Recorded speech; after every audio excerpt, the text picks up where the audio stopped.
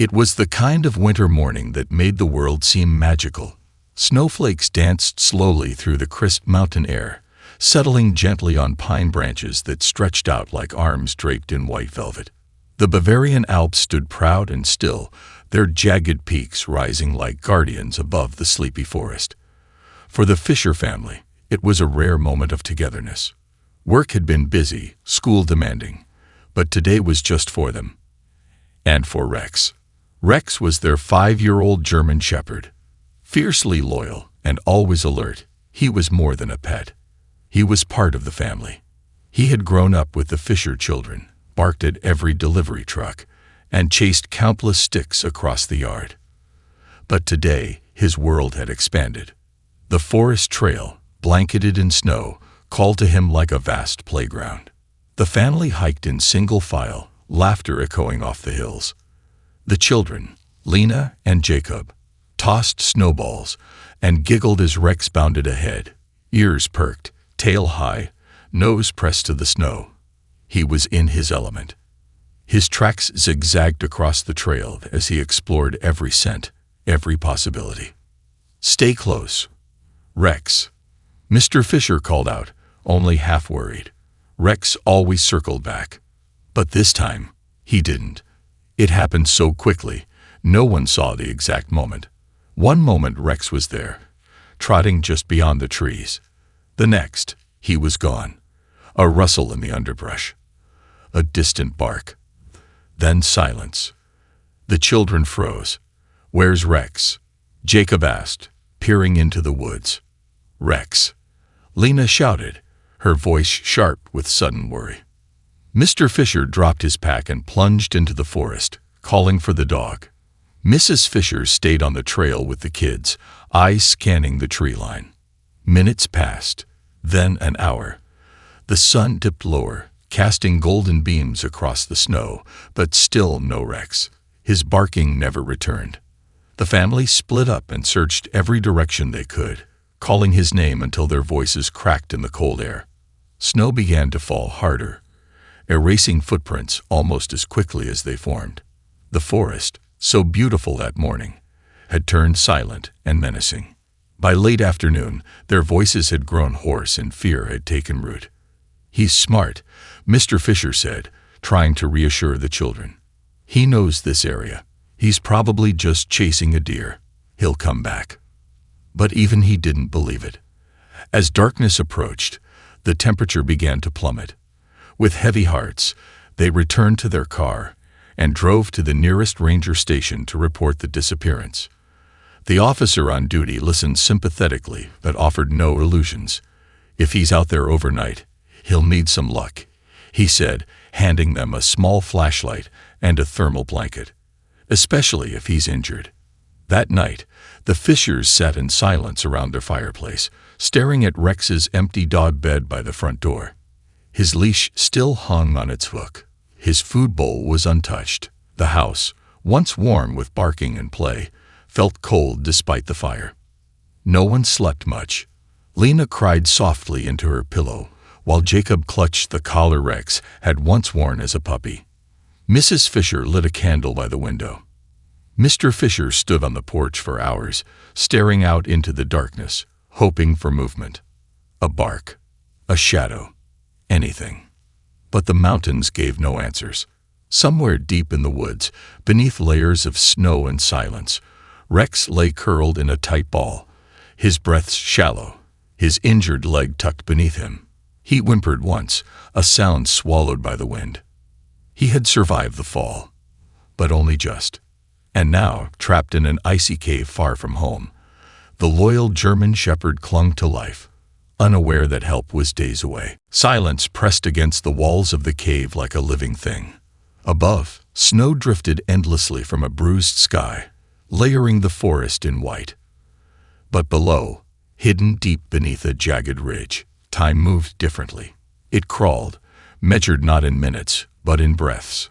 Shallow, struggling, fading. Rex lay motionless at the far end of the ice-covered cavern, his once strong frame curled tightly into itself. His body trembled with cold, and his right hind leg, twisted at an unnatural angle, was swollen and useless. Each shallow inhale made his ribs shift painfully beneath his thick coat, now matted with dirt, blood, and ice. He had been chasing a deer, nothing unusual. He'd caught its scent and bolted instinctively, leaping over roots and ducking through thickets.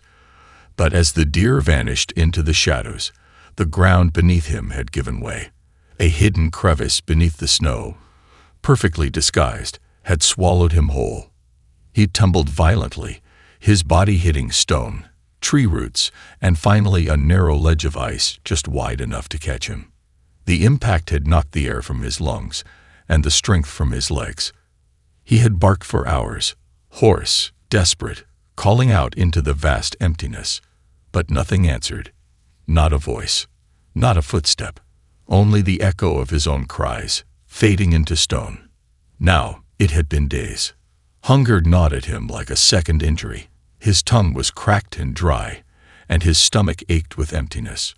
There was no food, no water, only the thin, slow drip of melting ice along the cave walls, which he licked whenever he could gather the strength to lift his head. The cold was worse than anything.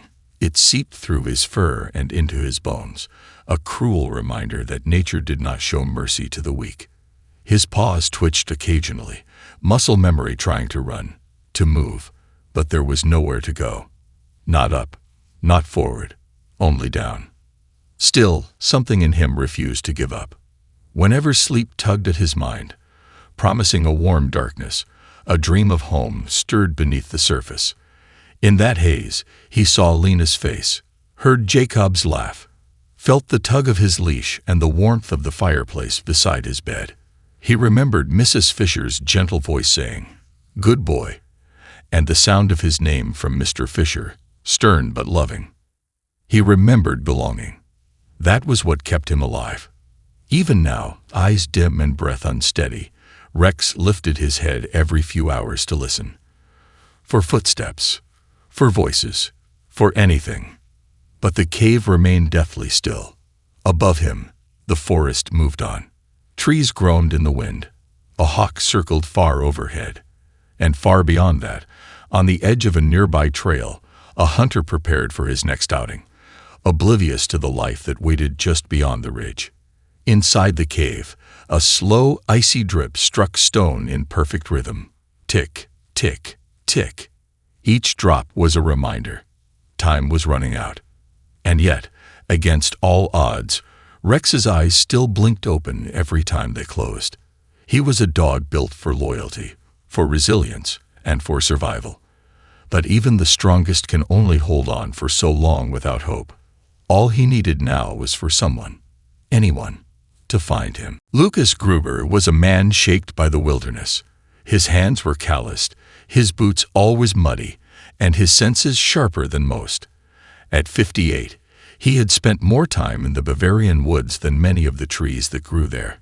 A former forestry ranger turned hunter, Lucas lived simply in a small log cabin near the foot of the mountains with his bloodhound, Alma. The forest was his rhythm, his calendar, his map of the world. It was a Wednesday morning when he overheard the conversation that stirred something deep within him. He had stopped at the village supply shop to pick up kerosene and salt. A young boy stood near the counter, speaking in hushed urgency to the shopkeeper. "They still haven't found him," the boy said. "The dog, Rex. He's been missing for 4 days now." Lucas paused as the name registered. Rex. That was the dog the Fisher family had brought on their hike. Everyone in the village knew the Fishers, and knew Rex, a big, intelligent shepherd. Strong, protective, but no match for the harsh cold if left alone for too long. Ran off into the woods, the boy continued. Chasing something, just vanished. They're afraid he's dead. Lucas paid for his things and left, but the words followed him out the door like shadows. He tossed the supplies into the back of his truck and climbed in, but didn't start the engine. Instead, he sat quietly, eyes narrowed at the snowy forest line beyond the village. Something pulled at his memory. 3 days earlier, he'd been tracking a deer along the western gorge, an isolated stretch of pine and rock, steep and unforgiving. As he had set up his blind near a ridge, Alma had perked up suddenly, barked once. Then silence. Lucas had stood still for a while, listening. Somewhere in the distance, he'd heard what he thought was a faint cry. A yelp. Brief, then gone. He'd brushed it off at the time. Could have been a fox, a bird, the wind in the trees. The woods played tricks on a man's ears if he let them. But now it felt different. By mid-afternoon, Lucas was packing gear into his sled. Thermal blankets, rope, a flare gun, protein bars. Alma danced nervously at his feet, sensing her master's intensity. Lucas strapped on his snowshoes, adjusted his rifle, and whistled once. Alma fell in line. They set off before the sun began to dip. He didn't tell anyone where he was going, just scribbled a note and left it on the cabin door. Gone west, following a lead. The forest was quiet under the snow, muffled and serene. Lucas moved with the precision of a man who knew the land like a second skin. He checked his compass, watched Alma closely, and paid attention to every broken branch, every track. He wasn't certain what he was looking for, only that something was pulling him in a direction most wouldn't bother to go. By nightfall, he made camp near the edge of the gorge. The wind had picked up, and snow was beginning to fall again. Lucas huddled under a tarp with Alma curled beside him, her head on his lap. He stared into the small fire and thought of Rex, of a loyal dog with no voice left to call out. He didn't know if the shepherd was alive. He didn't know if he was wasting his time chasing a ghost. But something in his gut, something that had never led him wrong in the wild, told him one thing: keep going. By the fourth day, the forest had begun to whisper, not in words, but in signs, subtle, fleeting hints that something was waiting to be found. Lucas trudged forward through thigh-deep snow, each step deliberate and heavy. Alma led the way, nose to the ground, weaving in slow arcs across the ridgeline. Her movements were sharper today, focused. She had caught a scent, Lucas could tell, but it was weak, aged by time and weather. Still, she pressed forward, and Lucas followed.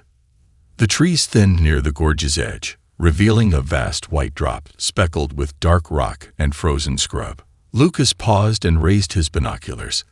The land below looked still, untouched, but to the trained eye, stillness often meant something had passed through and stopped. A faint trail of paw prints, barely visible beneath the snow crust, led along a narrow shelf that curved around the gorge. Lucas climbed down carefully, gripping his walking stick and hugging the cliff wall. Alma followed, agile despite her age. Then, just before sunset, Alma froze. She stood at the base of a snow-covered mound, head tilted slightly, her ears perked, her body rigid. A single bark escaped her throat, a sharp, questioning sound. Lucas knelt beside her, brushing away the snow with his gloved hands. Beneath the white sheet was a depression in the earth, unnatural, as if the ground had caved in. He removed more snow, revealing a hollow space beneath the rock. A cave, narrow at the entrance but large enough for something, or someone, to have fallen through. He dropped to his stomach and shone his flashlight into the darkness. At first, he saw nothing, just jagged rock, a few ice crystals glistening in the beam.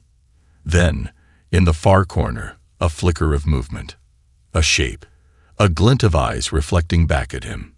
He blinked, leaned in closer. It was a dog. Rex.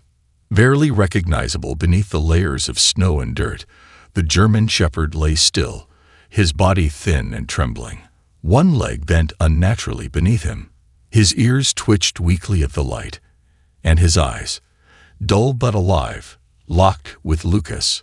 A strangled whimper escaped Rex's throat. It was a sound Lucas had heard many times in the wild. Not a cry for help, a plea to not be left behind. "Hang on, boy," Lucas said softly. "You're not alone anymore." He dropped his pack and pulled out rope, a headlamp, and thermal lining. The cave was too steep to enter recklessly. He tied the rope around a pine tree and tested the tension before lowering himself slowly into the narrow chamber. Alma stayed above, pacing, whining. The descent was tight. Lucas's boots scraped rock, his breath misting in the freezing air. He reached the bottom and knelt beside Rex. "Easy now," he murmured, touching the dog gently. Rex whimpered again, trying to lift his head, but the effort was too much. Lucas slid his coat off and wrapped it around the dog's frail body, offering slow sips of water from a canteen. "You're tougher than you look," he said, "but you've been through hell." He stayed there a few minutes, speaking quietly, letting Rex adjust to his presence. The dog didn't resist. He simply leaned into the warmth, into the presence of someone who finally wasn't just a ghost in the wind. Lucas reached for his radio, but got only static. No signal. They were too deep in the gorge. He looked up toward the narrow mouth of the cave. They had one chance. If Rex was to survive, they would have to climb out, together. The cold was creeping back in. Even with Lucas's coat wrapped tightly around him, Rex trembled against the cave floor. His breathing was uneven, shallow. Every few seconds, his body jerked from pain that radiated through his injured leg. But when Lucas spoke to him, his eyes fluttered open. There was trust there. Fragile, but real. Lucas didn't waste time. He knew how fast cold could turn fatal, especially for a body weakened by hunger and injury. He reached into his pack and pulled out an emergency thermal blanket, wrapping it gently around Rex beneath the coat. Then came the hard part, getting him out. The rope was still anchored above, taut and reliable, but carrying a full-grown German shepherd up a narrow crevice, one-armed, in freezing conditions. It was going to take more than skill. It would take heart. "All right, boy," Lucas muttered, adjusting the makeshift sling he'd fashioned from the blanket and some carabiners. "Let's get you home." He gently slid his arms beneath Rex and lifted him into the sling. The dog groaned in pain but didn't resist. His strength was nearly gone, but not his will. Not yet. Securing the sling over his shoulders, Lucas slowly began the climb, pushing with his legs and pulling himself one hand at a time. The walls of the cave were jagged and unforgiving, scraping at his elbows, stealing heat from his breath. Alma barked from above, pacing nervously along the edge of the opening. Halfway up, the rope slipped slightly, just a jolt, but it sent a surge of panic through Lucas's spine. He braced himself against the wall, breathing hard. The extra weight of Rex made every inch a battle, but he gritted his teeth and pushed on. Rex let out a faint whine. "I know, buddy," Lucas said, pausing to rest. "We're getting there." After 20 more agonizing minutes, the edge of the cave mouth appeared overhead. Alma's snout popped into view, and Lucas almost laughed from relief. He summoned every last ounce of strength to pull himself, and Rex, over the icy lip. And then, finally, they were out. Lucas collapsed onto the snow, arms shaking, chest heaving. Rex lay beside him, weak but alive. Alma trotted over and sniffed Rex's muzzle gently, then gave a quiet, reassuring whine. The wind cut across the ridge, bitter and sharp, but Lucas didn't care. They had made it. Night was coming fast, painting the sky in deep purples and blues. Lucas didn't have time to rest. He checked Rex's sling, secured his pack, and wrapped the dog even tighter in the blankets. There was still one last journey to make. He activated his emergency beacon and strapped it to his backpack. It would take time for any search party to respond, and they couldn't afford to wait in the open. He began the hike back toward the ridgeline camp he'd made the night before. It was only 2 miles, but in this terrain, it would feel like 10. Alma led the way as darkness swallowed the mountains. Snow began to fall again, soft at first, then heavier. But Lucas didn't slow down.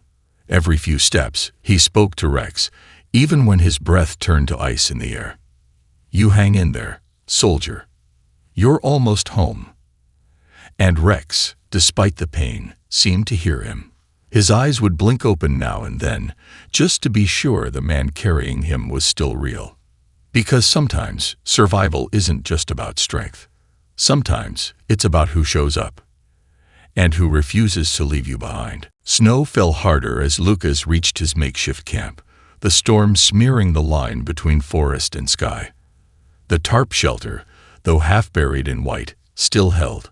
Lucas staggered beneath it, cradling Rex against his chest like a wounded child. Inside the shelter, the air was only slightly warmer, but out of the wind it was survivable.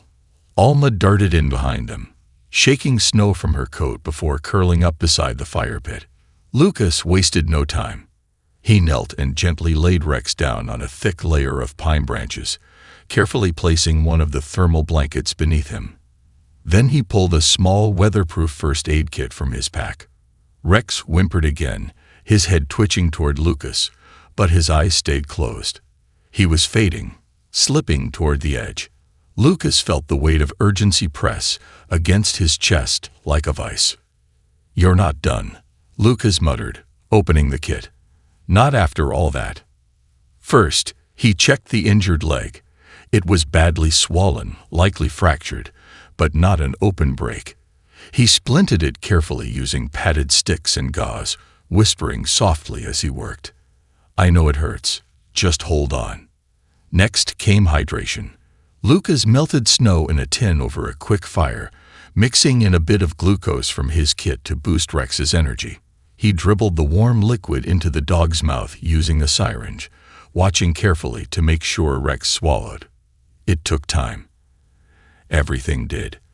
But slowly the color began to return to Rex's gums. His breathing deepened, steadied. His ear flicked once, then again. Lucas allowed himself a breath of relief. Just a small one. Outside the tarp, the wind howled, rattling the trees like bones. The fire crackled low, casting flickering light across Lucas's weathered face. He checked his emergency beacon again, still blinking red. That meant the signal was active. Someone would come. Eventually. Until then, he had to keep the dog stable. He placed more firewood on the flames and turned to Alma. She had curled beside Rex, her chin resting protectively on his shoulder. Lucas smiled at the sight. "Good girl," he said softly. "He needs that."